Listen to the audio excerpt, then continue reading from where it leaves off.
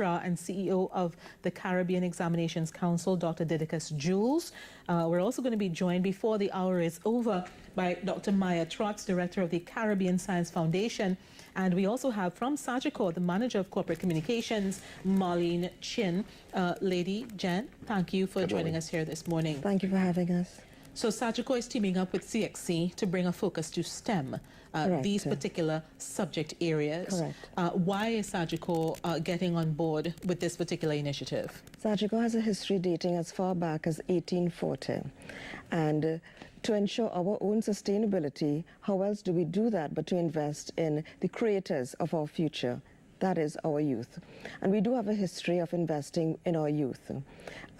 Through STEM and the STEM disciplines, we are hoping to excite and foster students to engaging more along the STEM disciplines. Dr. Jules, this is obviously a marriage made in heaven for CXC. How does the CXC entity feel about this thrust and the support that it's getting from Sagicor? Because certainly when you look at the developed nations and the ones that are thriving in education, science, technology, engineering, and mathematics, in addition to the creative arts, are taking center stage. Yeah, well, we are very enthused about it, but let me make a slight correction. It's a tripartite partnership between Sagicor, the Caribbean Science Foundation, and CXC. The Caribbean Science Foundation, which is represented by Dr. Trotz, who will be on later, is a grouping of some of the best Caribbean minds in the diaspora. Persons like Dr. Trotz herself, Professor Cardinal Ward, who works at MIT. A lot of these Caribbean people have come together around the Science Foundation to help give back to the region. And we are really quite enthused about this whole initiative because, for one, the way Sagicor has come on board with this, they have, it's more than just a bankrolling of the initiative. Sagicor has come on as real partners in this whole endeavor, and I think they have paved the way for a new model for corporate social responsibility. The T-shirt that Marlene is wearing, when there are billboards about this, it's really, what we hoping this will achieve is to light a real fire in the belly of young people about science, STEM, science, technology, engineering, and mathematics. And that has been the missing link for us in CXC. Our students need to see this thing not as subjects, but as a whole new perspective on life, you know, and excitement about learning. I was going to ask that about the philosophy, because certainly CXC has been able. Is this the next phase of CXC after having taken the Caribbean from the transition from GC and A-levels and consolidating CXC in terms of the subject areas? Now, is this the next stage of CXC? Well, it is the realization of that next stage, because you recall I was previously on your program, and we have a whole new strategic vision in CXC. We're trying to align our subjects. Incidentally, the Young Visionaries Challenge, that Visionaries Challenge that Sagicor is supporting, is going to engage students in sustainability challenges in their schools and in their communities. Now, we are aligning that to the school-based assessment that we do. So the projects that they will undertake there can be written up for their SBAs. So here you have a really, as you said, a perfect marriage of an assessment mode tied to world-class certification with solving problems in your community, bringing a spirit of scientific inquiry to the whole endeavor. Professor, Dr. Jules, sorry, with regard to the STEM subject areas, is the CXC happy with the way students have been performing in these subject areas? Have we seen improvements in the quality of grades over, say, the last 5 years or so? No, we're not happy, and that is why this initiatives like this are being pursued. We have worked out, particularly given last year's results, which showed a further dip in mathematics and English in particular.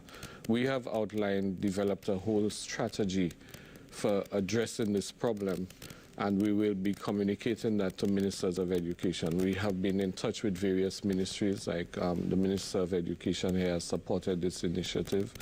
A number of ministers have come on board with the STEM initiatives, but it's part of a wider strategy that CXC is proposing to the region that will create multi-layered partnerships and essentially look to change the pedagogy of those subjects, because we believe that is the fundamental problem.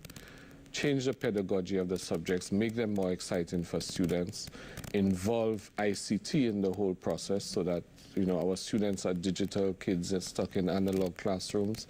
We need to really make education fun, make it exciting, build capacity among teachers, provide more support to teachers so that they are able to deliver.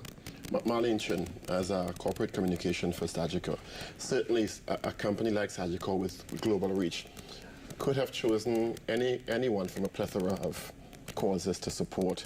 What was the philosophy behind? You indicated earlier on that you want to invest in the future of the country, but there are several options for that. Yes. What was the process in deciding upon this project? Internally, we have our people are already aligned to the Caribbean Science Foundation and to the vision of the foundation. And how do we choose from a plethora of options? We felt this is the one that spoke to us, that resonated with our staff, with our management. When we rolled this out internally, the reception was overwhelming. And we knew at heart that this is where we wanted to go. Yesterday, we launched at our Teachers Engagement Workshop at the UTT campus in Couva. We invited 152 schools. The response from the teachers who attended the launch was overwhelming. Today, we're actually going out to the schools to meet with over 1,000 students today throughout Trinidad and Tobago. Again, the reception to our coming into the schools has been overwhelming.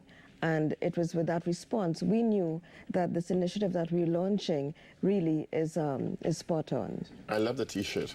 Thank you. Because the T-shirt takes me, it's an address for the project to me, because this is not a T-shirt. If you could just tell, this is a cleaned and refined raw cotton spun into thread and woven fabric.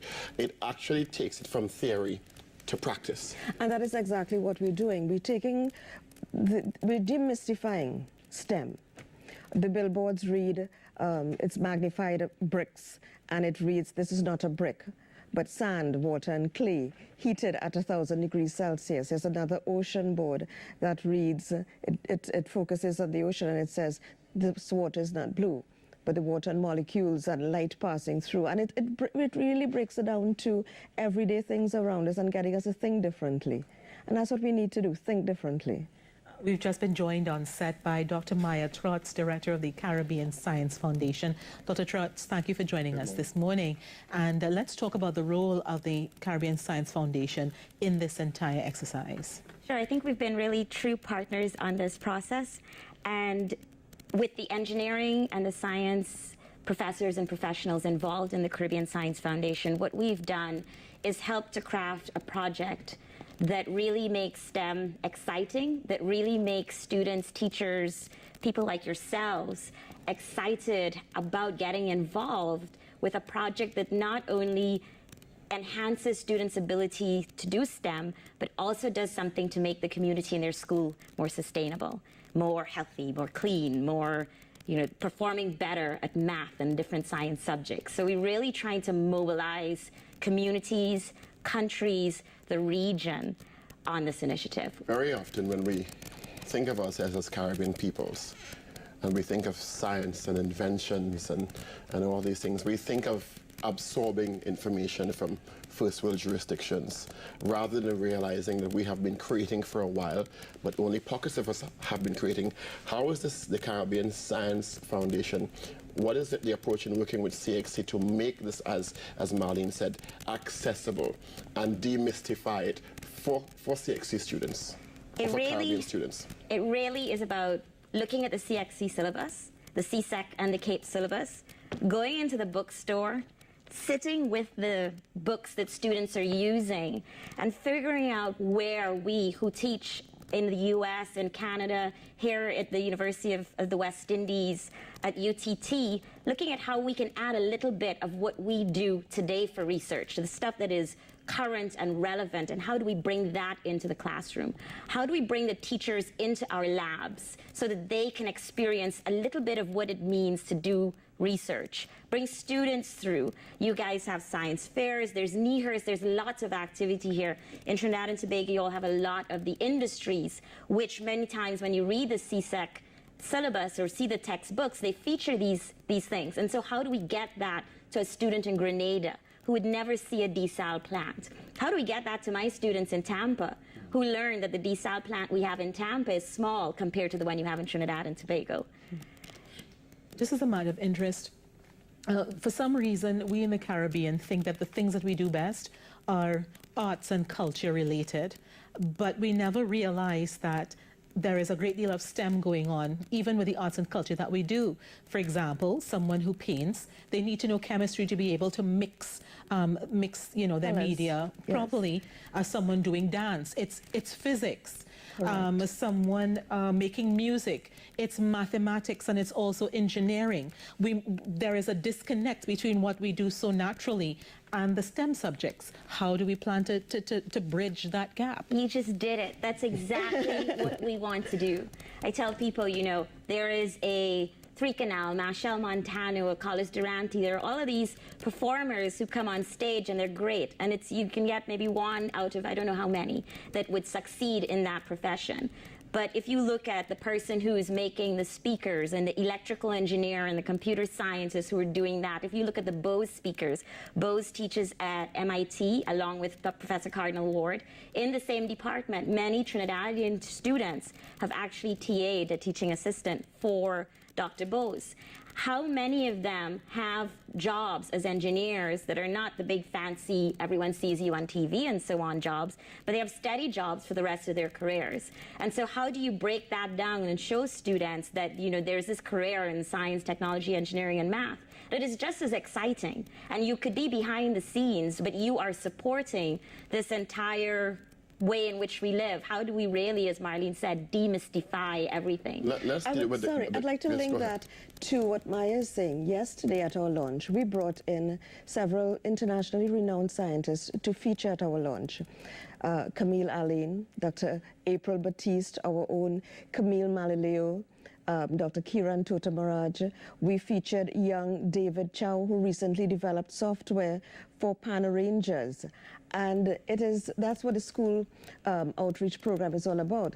These are Trinidadians. These are people out there shaping the world and reshaping the world and doing great things. So it is really with great pride that we demystify, but using our own people to carry our messages across. How do we get the cultural, the mindset shift in students? Because very often the STEM subjects, the engineering, the math, the science have been marketed to us subliminally as students as something out of our reach. Oh, that's for bright children. Yes. That is very difficult. I have to be gifted to do that as opposed to the cultural aspect. Well, I'm Trini, I can sing and dance. How do we break that cultural mindset to let other young people realize this is accessible to me? The students in the US, or many of those who you just articulated, simply went through a process that is available to you to get there, and they don't seem like it's such a daunting task. The U.S. has problems too, which is why I think I have so much experience with this, because they have put money into professors in engineering to really try and change that dynamic, given that many U.S. students don't come into graduate school in engineering. And so I think it's really a change in attitude, but it's a change that all of those who are versed in science, technology, engineering, and math have to adopt. And it's not only adopting because we think it's good. It's adopting because it's critical. We are not going to have this competitive 21st century workforce if we don't do it. Marlene, how important is marketing this? I mean, the right marketing strategy will reach the target audience effectively. How effective must that be? It's critical, as Maya indicated. We are targeting teachers, school principals, by extension, parents of these students, and at the heart of it, the students. We have to speak the same language. I'm sorry the facility wasn't able to show a STEM video that we produced especially for our students, Forbes 1 to 5 for the critical areas, the critical ages. Speaking their language is important. We see 3-year-olds picking up Blackberries and immediately changing ringtones on their parents' phones. They're coming in with a built-in chip. Intuitive. Our age, we need to be able to communicate to that group. We have to educate ourselves, the teachers out there who have been in the system very, very long. They need the adequate training and exposure. They need to be excited, and that is where Sachiko is coming in. We are hoping to foster that excitement through this campaign. Dr. Trotz, last thoughts from you. Well, look out for the Sagicor Visionaries Challenge. Find us on Facebook at facebook.com/Sagicor Visionaries. It's not just a competition for Trinidad and Tobago high schools, it's throughout the region. And as I tell people, I am actually a visiting scientist at the Caribbean Science Foundation, originally from Guyana, and I think the Guyanese are going to win the regional competition. Them's fighting words, lady. Yes. Okay. So check out the challenge. Remember to check them out on Facebook. And we're going to just take a quick break. When we come back, we've got some financial advice for you.